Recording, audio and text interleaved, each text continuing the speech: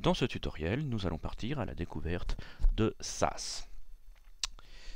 SAS est un langage de génération dynamique de CSS, de feuilles de style, nous permettant en quelque sorte de les programmer. Il est un peu à la croisée du métier d'intégrateur et de développeur front-end. C'est-à-dire qu'il va nous permettre d'introduire des notions de programmation, puisque nous allons programmer nos variables, notions telles que les variables, les boucles, les tests, les fonctions, les mixins, on verra ce que c'est tout à l'heure. L'idée étant évidemment la toile de fond générique, à savoir automatiser un maximum de tâches, éviter de faire toujours les mêmes choses, les mêmes opérations, sachant que rien ne ressemble plus à une feuille de style qu'une autre feuille de style, si ce n'est évidemment quelques petites choses qui peuvent changer. Donc SAS est parti de cette idée-là. À savoir, comme le dit leur slogan, c'est des CSS avec des super pouvoirs, c'est-à-dire qu'il va nous permettre d'automatiser, de recycler des morceaux de code d'un site à l'autre, d'une feuille de style à l'autre, de manière à éviter de reperdre du temps à chaque nouveau projet. Alors, il est évident que sur des petits projets, le bénéfice n'est pas forcément monstrueux. Par contre, sur des projets intéressants, un peu plus importants, ou des projets fréquents qui se ressemblent, on peut en tirer le bénéfice. Bien évidemment, c'est surtout, plus on en fait, plus on a en stock un certain nombre de réflexes et de codes que l'on va pouvoir les automatiser et les recycler. Ce que font par exemple, on en reparlera un petit peu, les gros outils type Bootstrap ou Foundation ou d'autres qui fonctionnent via ce système, à savoir SAS ou bien son concurrent direct Less, un peu en perte de vitesse a priori, qui fonctionne sur la même logique, programmer des CSS et nous simplifier la vie. Alors l'idée de tout ça évidemment c'est qu'on va changer un certain nombre de nos habitudes. En l'occurrence, quand on fait de l'intégration HTML, CSS, JavaScript et autres, on va organiser un certain nombre de choses. À savoir, notre problématique va être de réunir évidemment des images, enfin des fichiers HTML, je démarre à démarrer, des fichiers HTML, on va avoir évidemment du JavaScript, des images, des fontes qui vont être organisées dans des dossiers.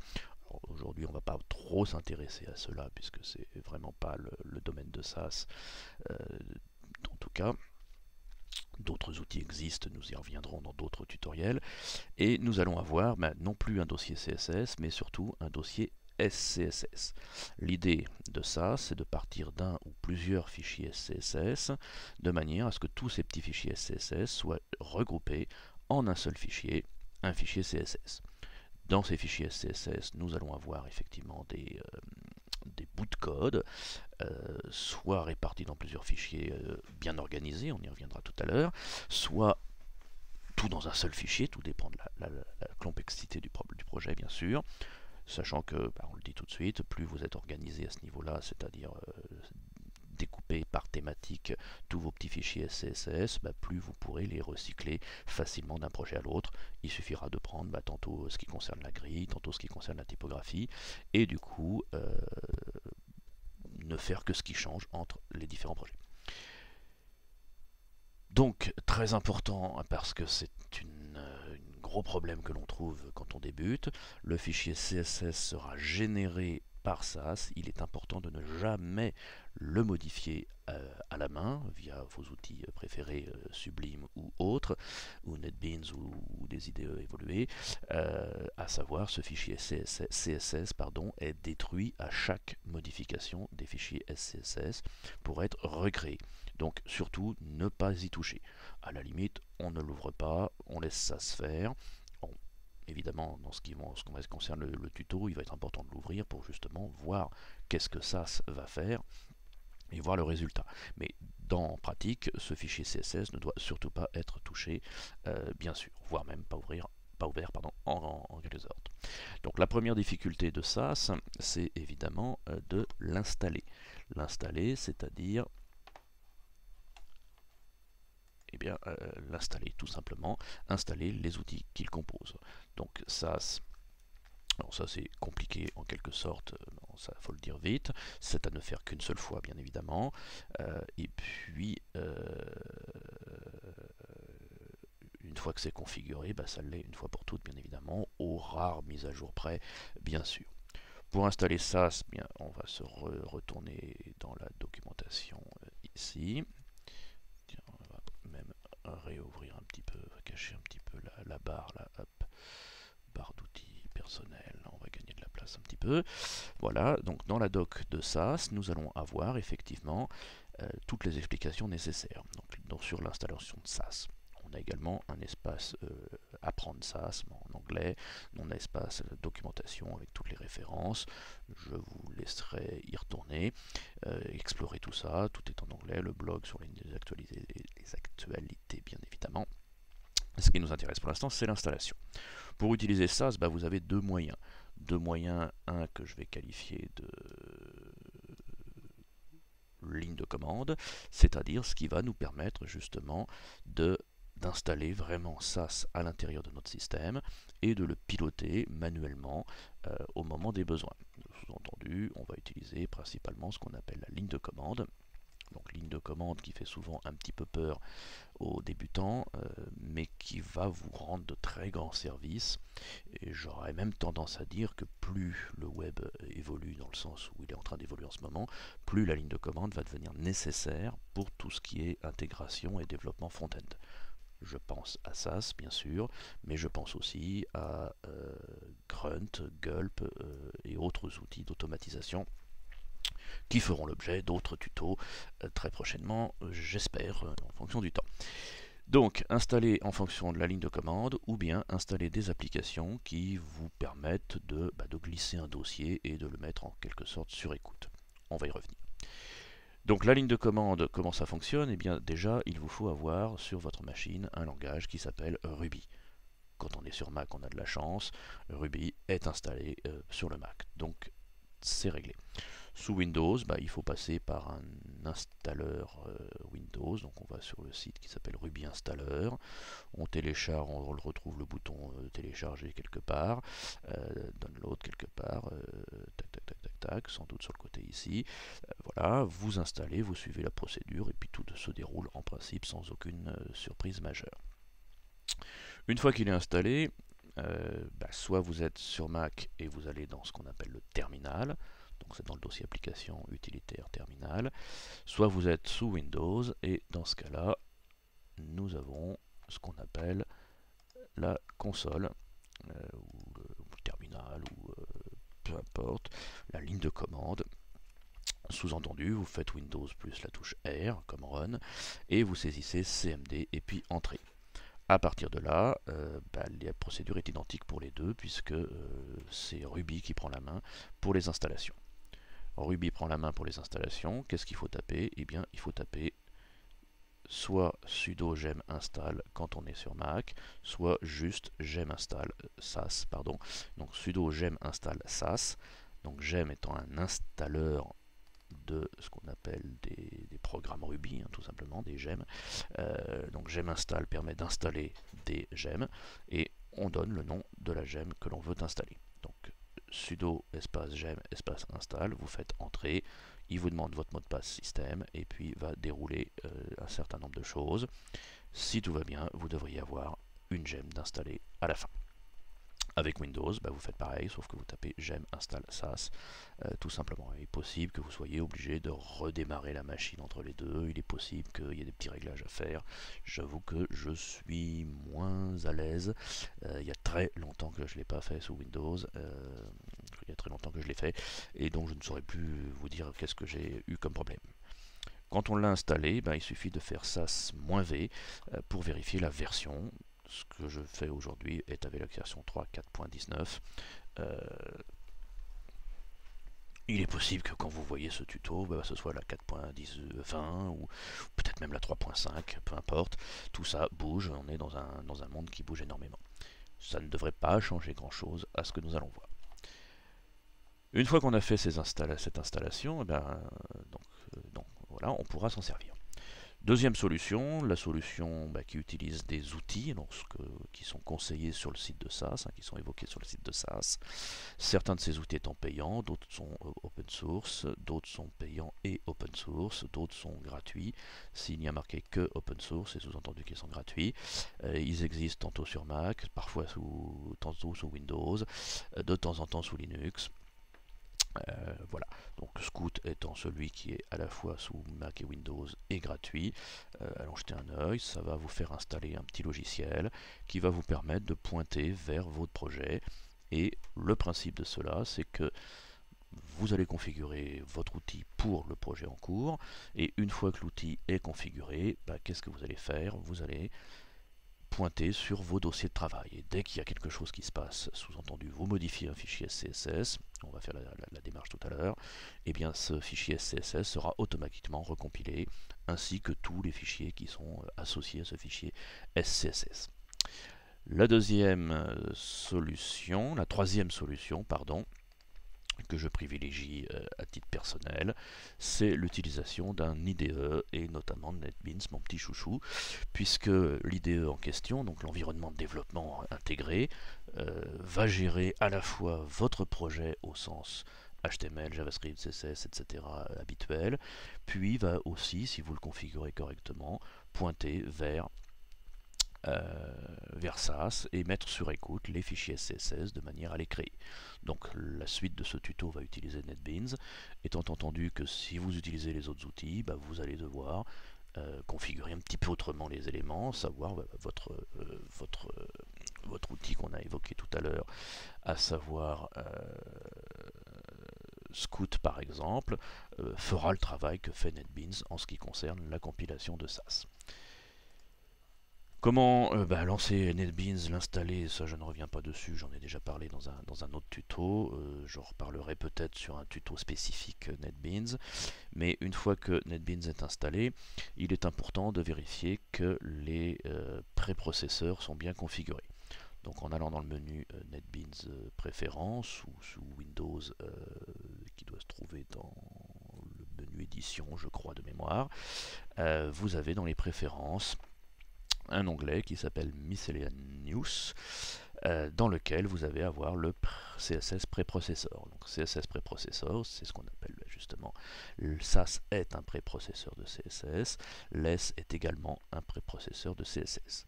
En l'occurrence, vous devez préciser ici le chemin qui mène vers SAS. Moi, comme je ne le connaissais pas, j'ai juste cliqué sur Search et NetBeans l'a trouvé tout seul, tout simplement. Si jamais cela ne marche pas, il n'y a aucune raison a priori, forte chance que ce soit ce chemin standard qui soit pris en compte sous Mac et celui-ci sur Windows. Sinon, il va falloir fouiner un petit peu dans vos fichiers créés. Voilà, donc là on a l'installation de SAS qui a été faite préalablement, on a l'installation de NetBeans ou la configuration de NetBeans ou de l'autre outil que vous utilisez. Là encore, dans les autres outils, vous devrez aussi pointer vers ces éléments-là. Peut-être que l'outil installera SAS aussi. Ça, ce sera à vérifier. Nous reste donc maintenant à mettre les mains dans le SAS, si je puis me permettre, et de pouvoir justement créer un projet. Donc là, on est évidemment dans la création d'un projet au sens NetBeans du terme, encore que la première phase du projet est évidemment commune à tous les projets d'organisation de site, à savoir on va commencer par créer nos dossiers, nos sous-dossiers. Souvent et de plus en plus c'est pareil, on a un petit starter, c'est-à-dire un petit fichier zip qu'on n'a plus qu'à décompiler, dézipper. On pourrait procéder ainsi, nous on va procéder à l'ancienne pour ce tutoriel, c'est un petit OK qui survient. Donc on va avoir effectivement le petit dossier projet à créer ainsi que les sous-dossiers en question. Donc direction le Finder, je vais ici dans mon dossier tuto et je crée un nouveau dossier que je vais appeler par exemple Joli Gîte, un petit clin d'œil que mes élèves comprendront, puisque Joli Gîte est mon site fétiche pour tous les exercices HTML, CSS, JavaScript, jQuery et j'en passe. Et maintenant peut-être, pourquoi pas, SAS. Peut-être que la prochaine version de JollyJit 2016 sera en SAS. C'est à voir. Mais peu importe, là pour l'instant on est là pour jouer. Donc j'ai créé mon dossier JollyJit, à l'intérieur je vais créer mes dossiers, et tous, là pour le coup, donc y compris le dossier CSS, le dossier fonte, on n'en mettra pas aujourd'hui, le dossier IMG, on n'en mettra pas aujourd'hui, le dossier JavaScript, on n'en mettra pas aujourd'hui, et bien sûr le dossier SCSS, c'est-à-dire le dossier qui va contenir les sources SAS. Voilà. À partir de là, étape d'après, en ce qui concerne NetBeans, nous allons créer un projet. Projet au sens NetBeans, c'est-à-dire un petit package qui va pointer vers votre dossier dans lequel vous ne pourrez pas sortir et qui vous facilitera grandement la vie à ce niveau-là. Donc, hop, ça va dans le menu File, on fait New Project tout simplement et on choisit le type de projet que l'on veut. Je préfère procéder ainsi plutôt que de laisser NetBeans prendre la main pour garder mon organisation de travail plutôt que la sienne. Donc je crée mes dossiers d'abord, puis je crée le projet en pointant vers des sources existantes. Lesquelles sources sont celles bien sûr que je viens de créer. Donc on fait Next et on va chercher dans la racine du site, je ne l'ai pas mis au même endroit bien sûr, que mon essai tout à l'heure, donc dans Tuto, je trouve mon JollyJit ici. Donc là, on a la racine du site, on a le nom du projet, on va le renommer tout de suite, on va l'appeler tuto SAS JollyJit. Le répertoire du projet qui est généralement le même que la racine, sauf cas particulier que nous ne voyons pas aujourd'hui. Je fais Finish. À partir de là, je constate que dans mon projet, j'ai bien à la racine du projet, hop, ça se passe ici, je retrouve bien mon organisation ici. Donc, puisque j'ai zoomé à mort, je vais rester dans le coin. À partir de là, il va falloir lui dire à notre ami NetBeans que votre projet va utiliser un préprocesseur CSS. Je vais donc faire clic droit ici et aller dans Properties ici. Donc là, les propriétés du projet, attention à ne pas faire vomir tout l'auditoire. Ici, ce sont les projets propres, les propriétés propres au projet dans lequel nous nous trouvons, dans lequel nous allons aller, à savoir le CSS préprocesseur. Ici, il nous suffit généralement de cliquer sur la case compiler les fichiers SAS à la sauvegarde, à savoir les dossiers SCSS sera sur écoute, watch, pour générer les trucs, les fichiers compilés dans le dossier CSS. Vous pouvez éventuellement ajouter d'autres dossiers qui seront fusionnés dans ce dossier output. Vous pouvez choisir une autre organisation, mais bon, on a opté tout à l'heure pour celle-ci. Au passage, puisqu'on est dans le coin, si vous avez des fichiers JavaScript, par exemple jQuery, vous pourriez, via ce petit menu, aller automatiquement chercher jQuery sur le réseau et le mettre sur Internet et le mettre en place dans votre dossier pour pouvoir travailler avec, de même que Angular, de même qu'un certain nombre de choses. Voilà, on a un certain nombre de trucs que l'on peut faire ici. On va s'arrêter aujourd'hui au CSS préprocesseur. On fait OK. Voilà, donc là j'en étais effectivement ici. Hop, le pointage du dossier pendant qu'il s'active. Clic droit, propriété ici. Une fois qu'on a fait ça, est-ce que je n'ai repris la main? Non. Alors, évidemment, je dis beaucoup de bien de NetBeans, mais il est vrai que quand on est en enregistrement vidéo, il a parfois des petits problèmes. Donc on va quitter quelques applications qui ne nous intéressent pas pour libérer un petit peu. Voilà. Voilà. On va les laisser. Bon. C'est pas grave, on va le forcer à quitter. On va le relancer aussitôt. Ignorer. Hop. Donc ça ne me fait ça que quand je fais des enregistrements vidéo, problème de mémoire sans doute. Mais c'est pas grave, je pense que ça devrait marcher quand même. À savoir, donc, on a réglé les propriétés, on a réglé ici, nous allons ensuite, bien évidemment, commencer à créer des fichiers. Donc le premier fichier que nous allons créer est un fichier HTML simple, à savoir fichier index.html. Donc là, je me retrouve immédiatement ici. Hop. Donc quand on veut créer un fichier, alors, il y a des trucs qui concernent un autre projet qui n'a rien à voir, qui se sont ouverts. On va tout fermer.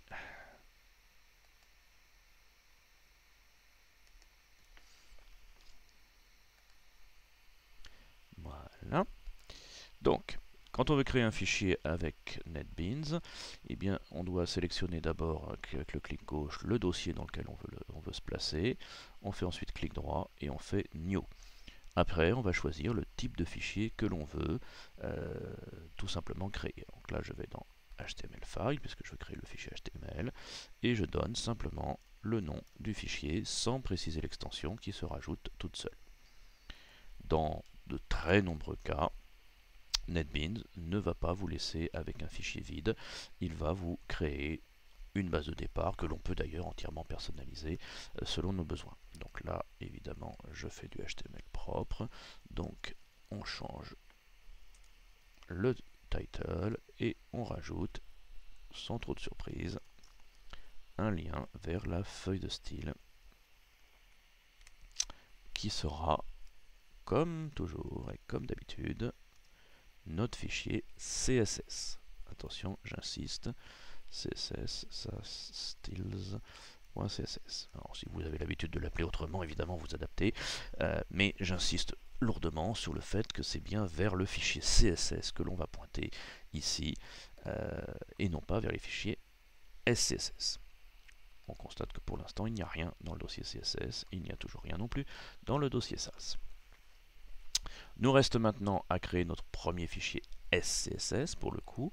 Je vais donc me placer dans ce dossier-là, SCSS, clic droit et je fais nouveau SAS file. SAS file, c'est-à-dire que je vais l'appeler style.scss. L'extension, encore une fois, se rajoute tout seul. Et là, attention, ça va aller assez vite en principe. Je le place dans le dossier SCSS. On se souvient que j'ai mis ce dossier sur écoute pour la compilation des fichiers. Je vais faire finish, le fichier va se créer et vous allez constater automatiquement que NetBeans a détecté un changement dans un fichier SCSS, forcément il n'y en avait pas, et il a automatiquement créé le fichier style.css qui va avec. Donc à partir de là, tout va se dérouler automatiquement s'il veut bien me rendre mon curseur. Bon, je vais faire une interruption dans la vidéo et je reviens juste après avoir libéré un peu de mémoire parce que c'est sans doute un petit problème de mémoire. A tout de suite. Non, c'est bon. Non, c'est pas bon. Le fichier SCSS a été créé, le fichier nous venons de le créer et le fichier CSS a été créé tout seul. Alors qu'est-ce qui se passe pour l'instant à l'intérieur? On constate que NetBeans par défaut vous remplit ça avec des petits commentaires par-ci par-là. Intérêt limité. Je vide tout. Et dans le fichier CSS, on constate que j'ai fait une modification. Il y avait les commentaires, ils ont disparu puisqu'on les a retirés dans le fichier source. Pour la suite des opérations, nous allons, alors petite préférence de travail, je préfère quant à moi utiliser Firefox, ça évitera de surcharger la mémoire en lançant deux navigateurs, et ensuite je vais mettre le fichier style à côté, comme ceci, là encore, surtout pour les besoins de la démonstration, puisque, encore une fois, c'est le fichier SCSS qui nous intéresse, le fichier CSS, lui, ne nous intéresse absolument pas aujourd'hui, puisqu'il est généré par l'autre. Mais autant voir ce qui se passe, à savoir comment on m'écrit le fichier CSS et ce que ça donne en tant que résultat CSS. Il y a beaucoup de S aujourd'hui. Alors allons-y. Qu'est-ce qui se passe? Qu'est-ce qu'on peut faire avec ça? Alors une des premières choses qui n'est pas la plus difficile, c'est, je vais également, tiens, puisque j'y pense, augmenter la taille de la police de manière à ce que je ne sois pas obligé de zoomer en permanence. Je pense qu'un petit 24 devrait être pas mal. Déjà mieux en tout cas. Ouais. Donc voilà. Alors, première chose à faire, on va effectivement créer, alors je le précise aussi, dans un premier temps, on va faire du grand n'importe quoi, hein, ceux qui m'ont en prof ont l'habitude, et puis après, évidemment, on va construire tout ça et ajuster tout ça. Donc ça va être un peu moche, disons-le, mais surtout, on ne va pas exécuter grand-chose, on va surtout voir ce qui se passe d'un côté, ce qui se passe de l'autre.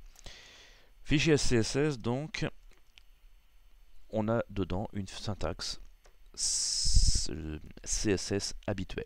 C'est une des forces de ça, c'est qu'il y a deux écritures dans ce que l'on fait, l'écriture CSS et l'écriture SAS, qui n'utilisent pas les accolades mais des tabulations, et c'est un petit peu moins lisible et largement perte de vitesse. Autant rester sur une syntaxe CSS habituelle. Donc là par exemple, si je lui dis que mon paragraphe aura une font size, mettons de... on va mettre un truc monstrueux, 40 pixels, je fais pommes et vous voyez que aussitôt ça se compile et nous génère la feuille de style. Bon, là pour l'instant je n'ai rien fait d'extraordinaire, donc c'est exactement la même chose des deux côtés. Vous constatez qu'il a juste enlevé un petit peu d'espace en dessous, mais c'est tout. Je vais donc utiliser la première possibilité de ça, c'est ce qu'on appelle l'imbrication. L'imbrication, c'est je vais par exemple dire que tous les liens qui sont à l'intérieur d'un paragraphe vont être d'une couleur particulière.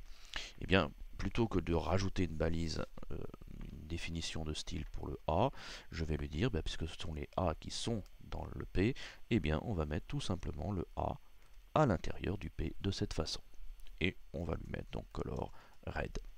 Et à la sauvegarde, ça se comprend très bien que ce que je voulais faire, c'était effectivement mettre des P espace A, puisque les A sont à l'intérieur des P. Donc ça c'est assez pratique quand on veut faire des imbrications un peu complexes. Il suffit simplement de faire des imbrications sans se prendre de questions, sans se poser de questions. Et puis, chose intéressante, puisque là on est en train de définir des liens, on va pouvoir définir le hover des liens.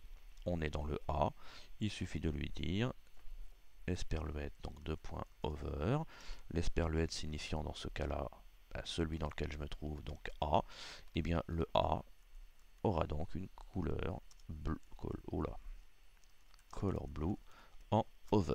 Et aussitôt, vous le constatez, il a bien défini le P espace A. Je reformate pour la lisibilité. Vous voyez qu'on a le P, le PA et le PA over qui sont bien imbriqués tels qu'on les a imbriqués ici. Donc ça, c'est la première règle d'imbrication. Première règle d'imbrication qui va nous permettre justement de parfois rendre la chose beaucoup plus lisible, puisque tout ce qui concerne nos paragraphes sera regroupé à l'intérieur même de la définition du paragraphe. On s'y retrouve beaucoup plus facilement. Dans le même esprit, celui-là j'ai la flemme de le taper, on peut avoir effectivement le même principe pour les media queries. Là, je vais définir une balise, une classe iPhone, dans lequel je précise une dimension. Et puis, si je lui spécifie à l'intérieur ici, je vais lui définir le width, ici, correspondant à ce media query là. Et là, on peut le mettre à la suite, par exemple. Hop, on va avoir effectivement la génération de la balise. Je le mets en plein écran, à savoir, il m'a défini le media query, là c'est pareil, je le reformate, il m'a défini la media query de ce que je voulais faire, puisque on l'a défini. Alors lui va tout permuter, bien sûr, mais vous le voyez, il le fait sans qu'on se pose de questions ici. Donc, ça simplifie là également le codage, puisque tout ce qui regroupe l'iPhone se trouve à l'intérieur, y compris les media queries. Deuxième, donc basé sur l'imbrication, tout ça. Deuxième, c'est ce qu'on appelle la notion d'extension, ou si on faisait de la programmation, d'héritage. L'héritage, c'est quoi? C'est de pouvoir lui dire, je vais définir des choses, et puis d'autres vont en hériter, et ça va donc s'appliquer. Prenons un exemple, je vais définir une classe bordure, dans lequel je vais lui mettre une bordure, sans trop de surprise, donc un px solide, et puis en faisant pour information avec NetBeans CTRL espace, on a des déroulants qui s'affichent à chaque fois qu'on est en train de taper quelque chose. Bon, je vais mettre du black comme ceci par exemple. Donc là je définis une bordure ici. Je fais une fond va faire un background color, et puis on va mettre du red par exemple. Je sens que ça va être encore assez violent. Donc là, rien de sorcier. Et puis je vais lui dire par exemple que mon menu, oula, si je m'en mêle dans les touches en plus, les liens de mon menu auront quoi comme caractéristique? Eh bien, on va lui dire tout simplement point bordure ici, c'est-à-dire que ce sera une extension de bordure et une extension de fond. À partir de là, eh bien, il va bien définir la classe bordure d'une part et définir le fait que menu a aussi la classe bordure et que menu a aussi la classe fond. L'avantage de la solution, c'est que si on a par exemple une div, je ne sais pas moi, article, eh bien on peut lui dire que lui n'aura que l'extend de fond et donc il sera le seul concerné, il n'a pas besoin des deux bien sûr. Donc ce système-là nous permet comme ça de définir des choses qui vont s'appliquer à plusieurs endroits sans qu'on ait à revenir dessus à répétition.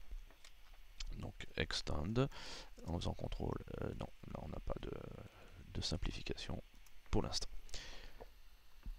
Bon, jusque-là, tout ça c'est déjà très intéressant, mais là où SAS nous donne des possibilités supplémentaires, qui se rapproche là pour le coup de la programmation, c'est en utilisant ce qu'on appelle des variables.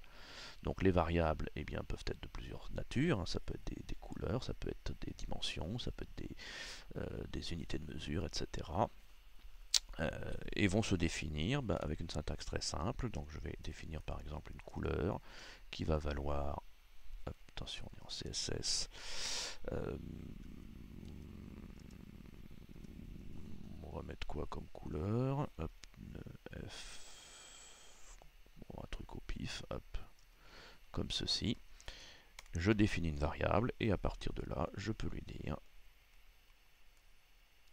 que mon background color sera de la couleur définie un peu plus haut.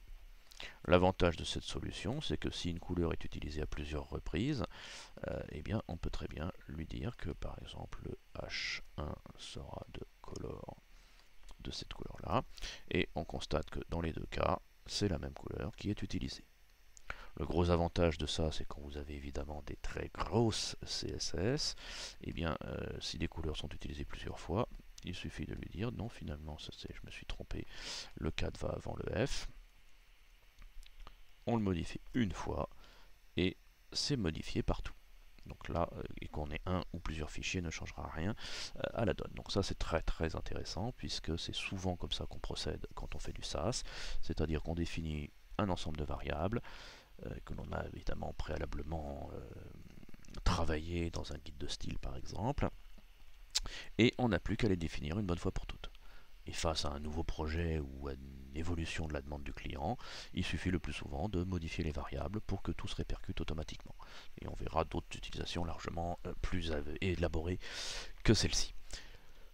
Comme par exemple ce que j'ai présenté ici, c'est-à-dire donc ça l'héritage. Ici nous avons à voir les variables, donc un exemple un peu plus travaillé. Donc je vide ici.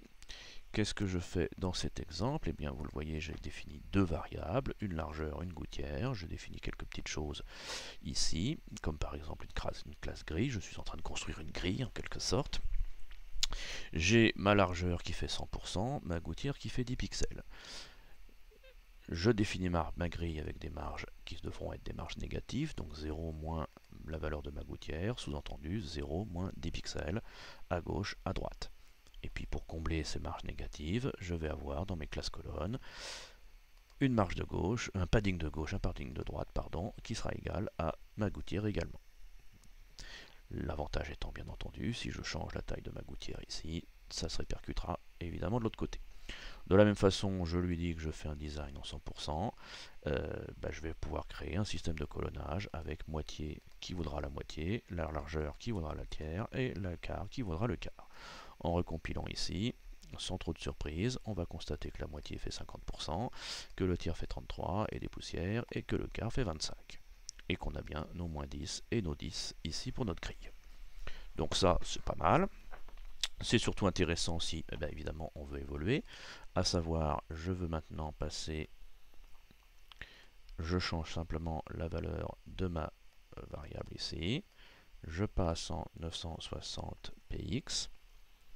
Et je sauvegarde, je ne touche à rien d'autre que ma variable, et automatiquement, vous le constatez à droite, il a recalculé les dimensions ici.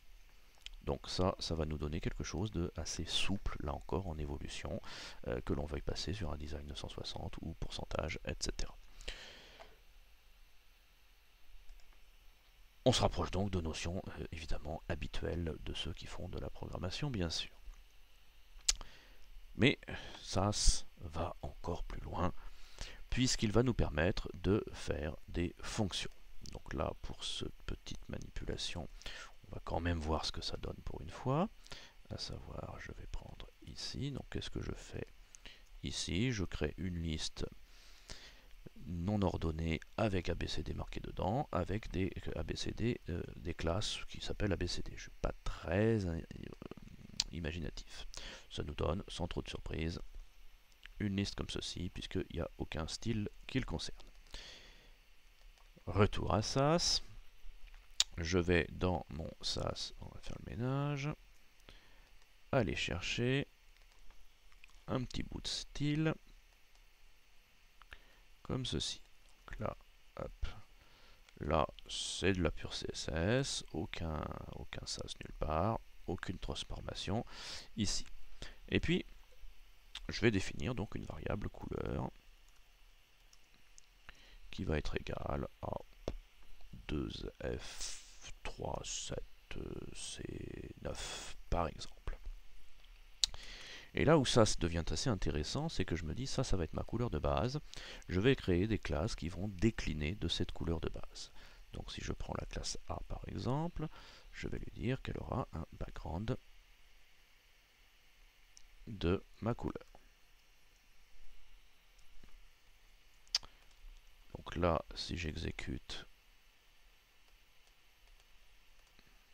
mon projet, on va constater qu'effectivement, il ne se passe rien, ce qui n'est absolument pas normal. Ah oui, parce que j'ai pas pris le bon fichier HTML.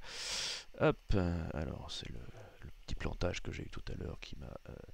Donc, démo SAS, et évidemment, on rajoute le lien link rel. Hop.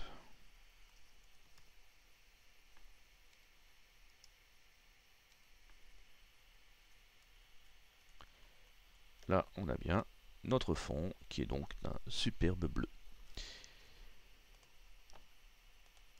Là où ça se devient évidemment intéressant, c'est que ça c'est notre couleur de base et que tout le reste, on va dire, va rester dans la même gamme, mais plus ou moins clair, plus ou moins foncé, etc. Pas de souci. A, donc B par exemple, va nous dire que le background va être égal à notre couleur, certes, mais légèrement plus clair, avec un seul T, disons de 20%. Et hop, on a une couleur plus claire de 20%. A l'inverse, on pourrait très bien lui dire que le C, lui, hop, sera plus foncé, de 20% également. Et hop, on est en train de se construire. Pour peu que l'on n'oublie pas Darken, pardon, pour peu qu'on ne se trompe pas, vous le voyez, c'est le même, mais plus foncé. Et puis on peut comme ça faire des variations de couleurs à partir de notre couleur de base, comme par exemple le saturette, pour ajouter de la saturation, ou bien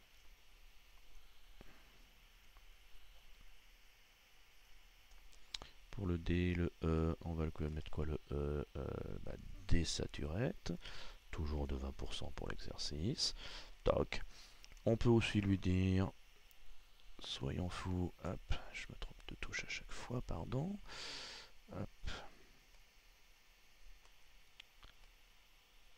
F. Grayscale. Transformation en niveau de gris. Alors vous voyez bien sûr que à droite les couleurs s'adaptent et que tout ça se change bien sûr en conséquence ici aussi.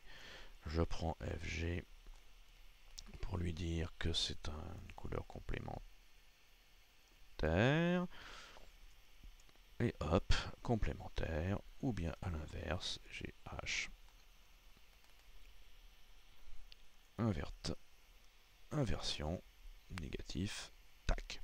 D'accord, donc on peut comme ça jouer sur nos différentes valeurs. Là encore, l'intérêt de tout ça étant surtout si on se cherche un petit peu au niveau de la couleur.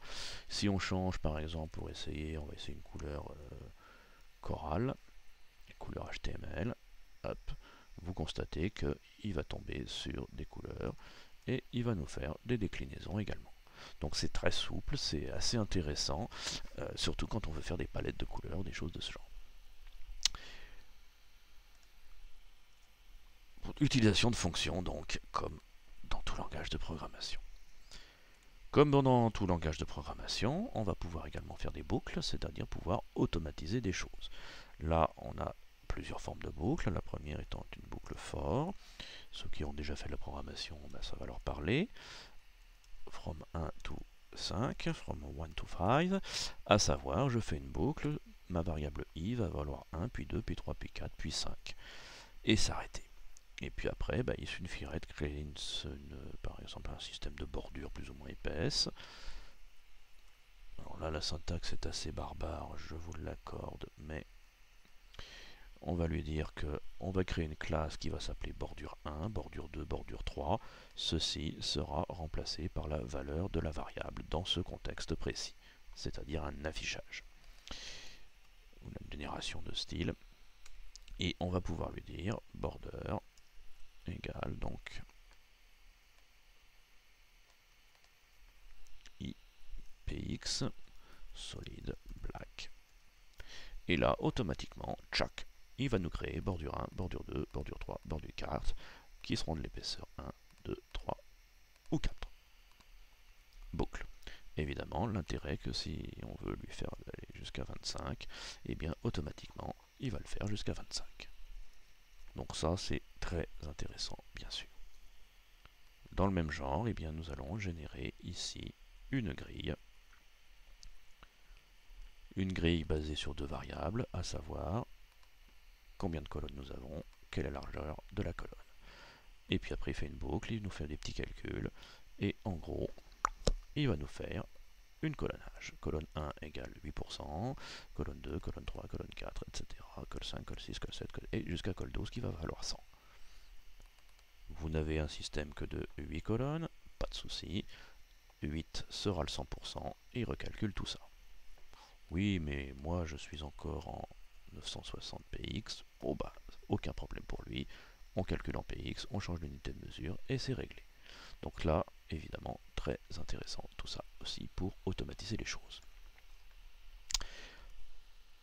Toujours système de boucle, même principe, syntaxe un peu différente, boucle while, à savoir tant qu'il reste des valeurs, on va pouvoir faire des choses. Là c'est pareil, je crée des items, je vais de 2 en 2, je fais des variations, bref, moyen de faire d'autres formes de boucles tout simplement. Encore autre forme de boucle, each, qui est assez intéressant puisque on va raisonner en deux cas, à savoir, premièrement, ici je définis ce qu'on pourrait appeler un tableau, une matrice de valeurs, une énumération de valeurs. Je définis ma liste, c'est-à-dire Virginie, Richard, Jérémy, etc. Et puis je vais faire une boucle de manière à me créer des sortes d'icônes personnalisées. Je vais donc prendre pour chaque individu de la liste, ça va donc me créer une variable individu que je vais pouvoir utiliser à chaque tour ici. Et là, tac, il il va évidemment me créer automatiquement toutes mes classes qui correspondent, icône Virginie, icône Richard, icône Jérémy, qui pointent vers les fichiers Virginie, etc. L'avantage, bien sûr, c'est que si jamais on a d'autres individus dans la liste, je vais rajouter par exemple Stéphane et Herminio, toc, eh bien je n'ai rien à changer, il va recompiler en faisant 2 tours de plus, un tour pour Stéphane, un tour pour Herminio, et il enchaîne sur les autres. Donc là, on a des choses qui sont évidemment très automatisables aussi. Possibilité de faire des tests, c'est-à-dire des exécutions conditionnelles. Donc là, prenons l'exemple ici. Ici, je vais définir une couleur de base, et puis je vais appliquer automatiquement cette couleur à mes paragraphes. Je sais que cette couleur pouvant varier, tantôt elle sera foncée, tantôt elle sera claire, donc le background doit varier en conséquence. Si elle est trop foncée, on va mettre un background clair, et si elle est trop claire, on va mettre un background foncé, tout simplement. Là, ma couleur est relativement claire, je vais donc avoir un background color black. On va faire une démonstration tout de suite. P, coucou.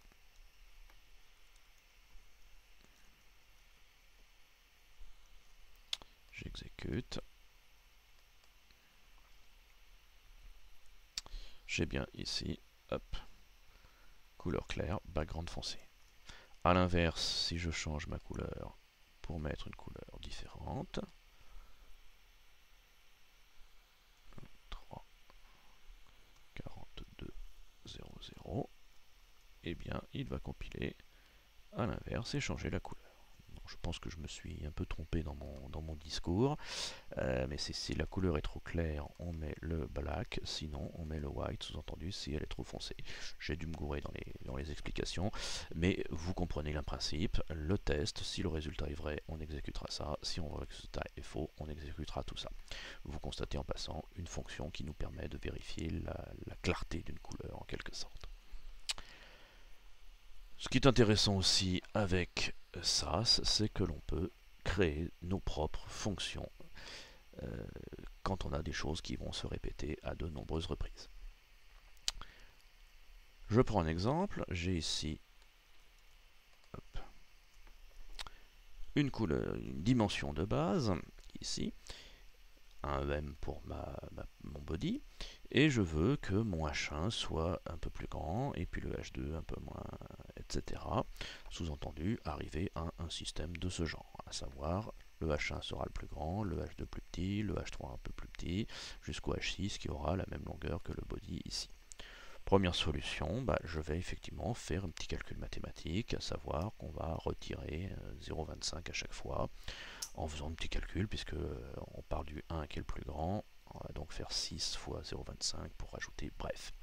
Donc ça c'est intéressant, mais si j'allais jusqu'au H4, H5, H6, bien évidemment, ce serait vite pénible de lui dire, on va copier-coller, machin, etc. À la limite, autant faire le calcul tout seul. Là où SAS nous apporte une solution, c'est qu'il va nous permettre de créer une fonction, que je vais placer ici, une fonction que j'ai appelée taille, on lui envoie le numéro 6, 5 ou 4 ou 3 ou 2 ou 1, et il fait le calcul tout seul. Démonstration. Hop. Je n'ai plus qu'à lui dire ça, et vous constatez que le résultat est totalement identique. Et puis après, je n'ai plus qu'à lui dire, hop, 5, 4. Et c'est réglé. Donc là, beaucoup moins pénible d'aller faire 4, 5, 6 par exemple. Ceux qui ont suivi le truc verront qu'on aurait pu passer par une boucle par exemple pour arriver au même résultat. On verra ça un peu plus tard dans un exemple. Ça c'est ce qu'on appelle les fonctions. Fonctions dans le vocabulaire de SAS comme dans le vocabulaire de beaucoup de choses, c'est une fonction doit renvoyer une valeur, un nombre qui sera doit renvoyer quelque chose qui devra être utilisé soit dans un calcul, soit dans un attribut CSS, de cette façon. La différence avec ce qu'on va voir, ce qui s'appelle les mix-in, c'est que les mix-in vont générer en fait cette zone-là et ne pourront pas être utilisées par un calcul. C'est un peu la même idée que de recycler du code, simplement c'est pas tout à fait le même usage. On appelle ça mixin en SAS, on appelait ça procédure dans Pascal, la différence des fonctions. Beaucoup de langages de programmation, on appelle fonction les deux, c'est pas tout à fait la même chose, mais peu importe. Ce qu'on appelle un mixin, c'est donc quelque chose qui va nous automatiser des éléments. Donc là, je vais créer par exemple plusieurs boîtes avec une classe qui va être info, succès, warning, erreur. Ces quatre classes vont avoir exactement le même rendu, à savoir un texte d'une certaine couleur, avec un bord plus foncé et un background plus clair, en utilisant les fonctions lighten et darken qu'on a vu tout à l'heure. Bien évidemment, la couleur va être différente, on n'est pas sûr de quelle couleur on veut faire, on va donc créer un mixin pour générer notre contenu. Sous-entendu, ce mixin là va reprendre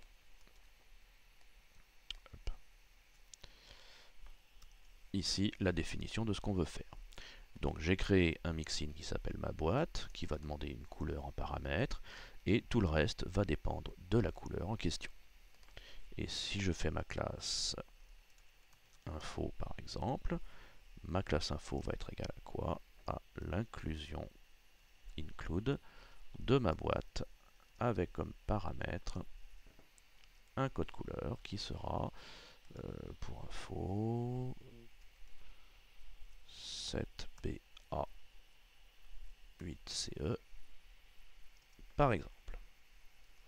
Et là, si j'exécute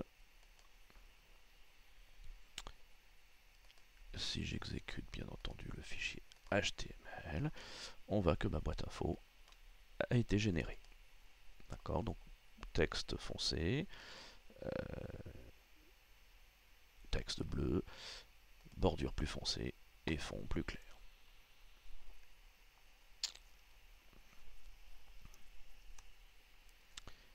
Pour Success, on va faire exactement la même chose, mais évidemment avec une couleur différente, A2, C3, 7B. Et là on constate qu'on va avoir exactement la même définition avec des couleurs différentes. Et puis on va les faire toutes dans la foulée. Success, warning, error, en changeant bien sûr D4, B6, 7F, et puis EF8, B90. Et là on a donc 4 boîtes. Ah, je crois que j'en ai loupé une. 1, 2, 3, 4. Success. C'est mis qu'un seul S, tiens. Succès. Tac. Voilà. D'accord. Et donc là, j'ai bien mes 4 boîtes qui ont exactement les mêmes caractéristiques, sauf qu'elles n'ont pas le même effet. L'avantage aussi, c'est si jamais je lui dis, bah, finalement, je modifie mon mixin et automatiquement, toutes mes boîtes vont avoir exactement la même border radius. Et hop, ça se répercute automatiquement sur toutes mes boîtes. Elles ont toutes un border radius. Elles ont donc exactement toutes les mêmes caractéristiques grâce au mixin, mais différentes bien sûr. En termes de code, ben, on a quelque chose de tout à fait maintenable, puisqu'il nous suffit de modifier le mixin pour que ça se répercute automatiquement. De la même façon qu'il suffit de modifier la variable, la couleur ici, pour que, si je vais lui mettre par exemple un 0 ici, info, hop, il va recalculer automatiquement tous les éléments et me changer les couleurs. C'est un petit peu trop violent là pour le coup. On retrouve mon esprit ici. Mais voilà, donc petit tour de SAS qui est bien entamé, hein, puisqu'on ne va pas non plus rentrer trop dans le détail aujourd'hui. Qu'est-ce qu'il faut savoir de plus? Bah, chose importante, c'est que dès qu'on commence à utiliser SAS de manière intensive, il est indispensable de s'organiser. Merci pour la transition. À savoir, éviter de construire notre CSS n'importe comment. Et donc, bien s'organiser. Alors évidemment, c'est souvent important de s'organiser quand on fait de l'informatique et de la création de sites, mais avec ça, ça nous fera gagner énormément de temps. Alors qu'est-ce qu'on entend par s'organiser? Une des premières organisations, c'est de séparer notre fichier en plusieurs fichiers. Sous-entendu, on va travailler dans notre fichier style.scss, qui sera souvent une suite d'imports vers d'autres fichiers qui vont contenir différents éléments. On aura par exemple un import avec des variables, un import avec des mixins et des fonctions qu'on a définies, plus un import pour les call to action, les boutons, les liens par exemple, un import pour la typographie, un import pour la grille, un import pour ceci, pour cela, etc. selon ce qu'on est en train de faire sur notre projet. Après, selon ce qu'on est en train de faire, eh bien, on va inclure tout ce qu'on a besoin. Il est évident que si sur un projet on n'a pas de formulaire, on n'inclut pas le fichier formulaire et on allège notre CSS en conséquence. On va comme ça pouvoir construire une CSS modulaire en fonction de nos projets. Et d'un projet à l'autre, on n'aura plus qu'à importer ce qu'il faut, modifier les variables et recompiler le tout encore une fois. Donc on va voir comment ça se passe. Vous allez le voir, c'est assez simple. Donc j'enlève tout de ma fichier SCSS. Je vais créer un fichier que je vais appeler underscore variable.scss. Donc attention, l'underscore est important puisque le underscore va empêcher SAS de compiler, va empêcher NetBeans ou sans doute, ou SAS, je ne sais plus lequel joue à ce niveau-là, mais le fait que ça commence par underscore, la CSS ne sera pas compilée en tant que telle. À partir de là, qu'est-ce qu'on va mettre à l'intérieur de celle-ci? On verra par la suite. On va donc retour à un style.css. Je vais faire donc import tout simplement. Import de quoi? De variable.scss. Je définis ici un background. Qu'est-ce que je voulais mettre dans ma couleur? Je vais les reprendre d'ici, tout simplement. Je vais définir par exemple une couleur pour le call to action et puis une transition pour le call to action. Sous-entendu, quand je survolerai, mon lien sera d'une certaine couleur et quand je survole, on aura un petit effet de transition, toujours très agréable bien sûr. Je vais ensuite définir comment va fonctionner mon lien. Au passage, un petit clin d'œil à Stéphane puisque je lui ai piqué son idée. Je vais donc créer, enfin je vais même piquer son code, soit disons-le, il se reconnaîtra. Donc là je vais créer une cta.scss dans lequel underscore cta comme call to action, dans lequel je vais définir, pas de text decoration, une couleur cta color qui vaut quoi? Qui vaut ce que j'ai défini ici bien sûr dans l'autre fichier. Puis on va lui dire que on va utiliser la transition, etc. Et au focus, au l'active et au survol, eh bien nous ferons effectivement un truc un peu plus foncé. Bien sûr, pour l'instant, vous constatez que j'ai beau tout sauvegarder, ma CSS est toujours vide. J'importe aussi ce que j'ai défini dans mon cta.scss et là pour le coup il va me générer mon code avec ma couleur, avec ma transition et ma couleur plus claire, plus foncée pardon. Chouette. Et j'ai plus qu'à tester. Je vais donc dans un paragraphe par exemple mettre un lien. Coucou. On va mettre un lien vers. Allez, allons-y dans la publicité déguisée, vers donc richardcarlier.com. Je ne sais plus s'il faut mettre les 3 W ou pas, dans le doute on va les mettre. Donc là, publicité évidemment, je fais un lien, j'exécute ma page et hop, on a bien notre lien qui est rouge ici et qui quand je le survole nous fait un petit effet de transition vers du plus foncé et je repars vers le plus clair. Super. Et puis, hop, toujours clin d'œil à Stéphane. Je vais également lui mettre, par exemple, un peu plus loin. Je le fais directement ici. Span. Classe BTN. Donc on va lui mettre, hop, bonjour Stéphane, tac, qui pour l'instant ne nous donne strictement rien.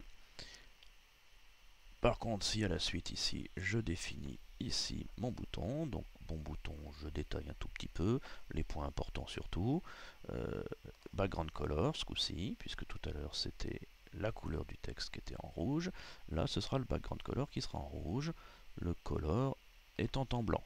Bon, il serait sans doute plus judicieux que ce soit aussi dans une variable un peu plus haut, je simplifie un petit peu, j'utilise la même transition pour être sûr qu'il n'y ait pas de décalage. Et évidemment, au hover, ce sera un plus clair, plus foncé. J'ai pris plus foncé dans les deux. Peut-être que ce serait mieux d'avoir le plus clair ici. Bon, on va laisser comme ça. À partir de là, tac, mon bouton est stylé. Et puis je peux survoler, j'ai exactement le même effet, la même couleur, la même transition. Génial. Et puis évidemment, mon projet n'est pas basé sur du rouge. Il va être basé sur quoi ? On va mettre du violet sur du bleu. Et automatiquement, tac, tout ça est adapté en conséquence. Et là, évidemment, si on multiplie ça pour tous les effets, pour tous les éléments, et ben ce sera génial. Donc là, on a effectivement, hop, je montre la série, le résultat, effectivement CSS qui est généré. Encore une fois, bah, c'est les couleurs qui sont recalculées, etc. Bien sûr. Dans d'autres cas, notre organisation va plutôt concerner, bah, par exemple, la typographie. Typographie, sous-entendu, bah, pareil, je vais définir des variables. Hop là, donc dans mon fichier variable. Bien sûr, on pourrait faire des commentaires genre typo, genre couleur, call to action, etc. Donc ça, c'est dans mes variables. Aucun changement de l'autre côté. Par contre, je vais pouvoir faire tac, un nouveau fichier qu'on va appeler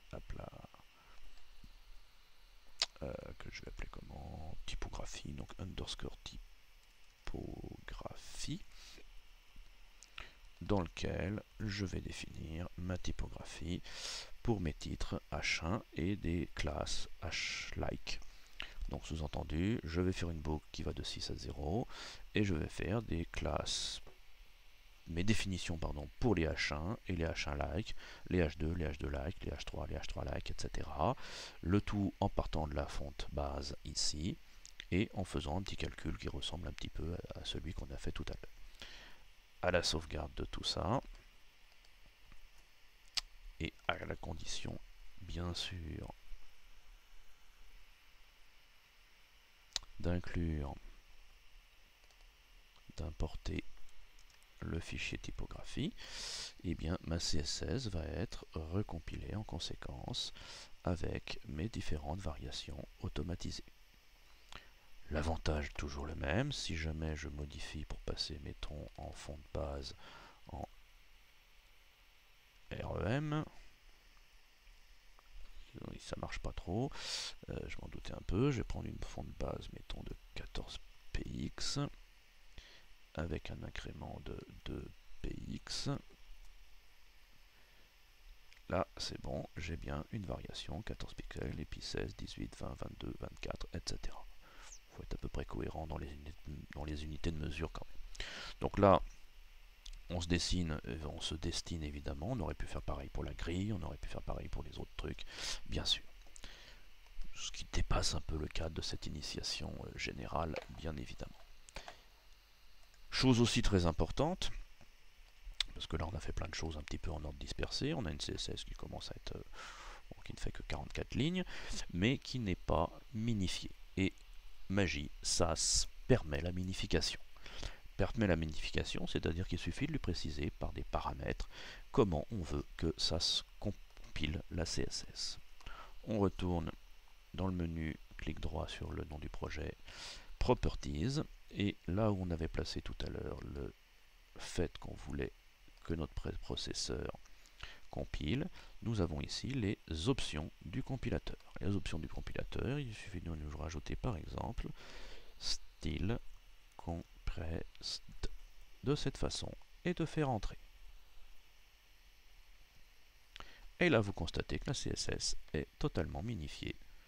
Elle n'est pas très grande, mais elle est minifiée dans la foulée.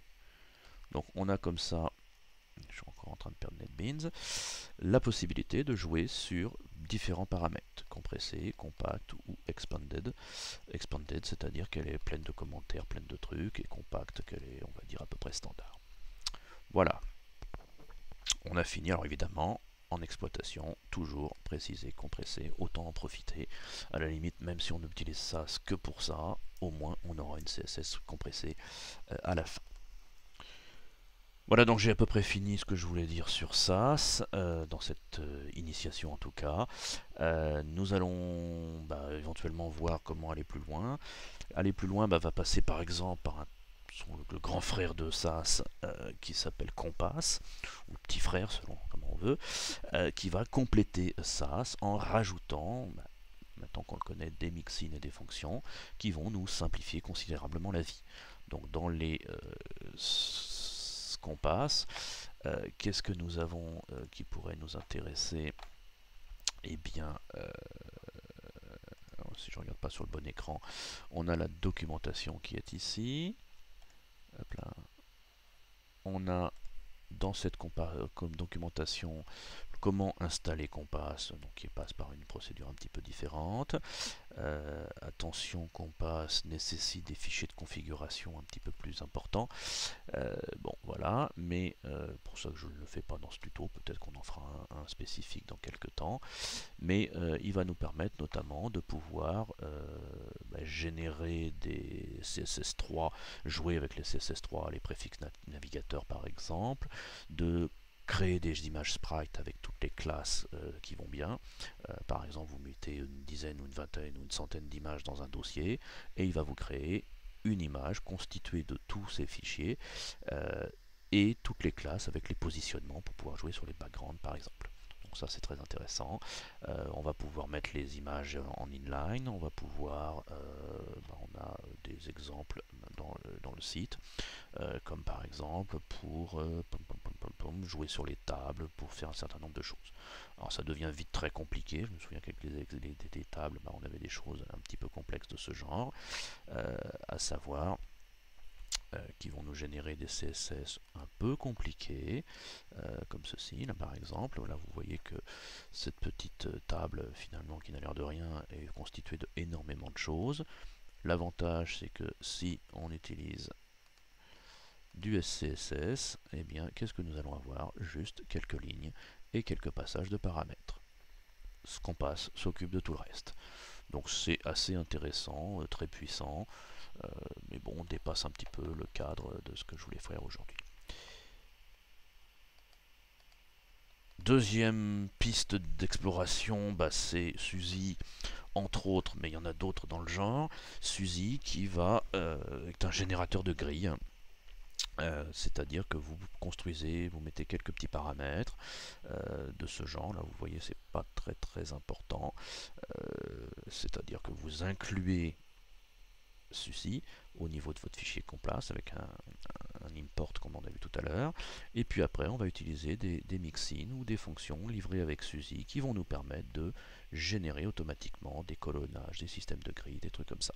Donc ça simplifie énormément la création des grilles tout en les rendant très souples d'utilisation. Dernière chose, puis des trucs dans le genre, il y a Suzy qui est assez connu, mais il y en a effectivement beaucoup d'autres. Et puis vous avez aussi les poids lourds, vous avez par exemple, tiens ça apparaît pas dans le sens où je voulais que ça apparaisse, tant pis pour le suspense, hop, vite, on revient en arrière.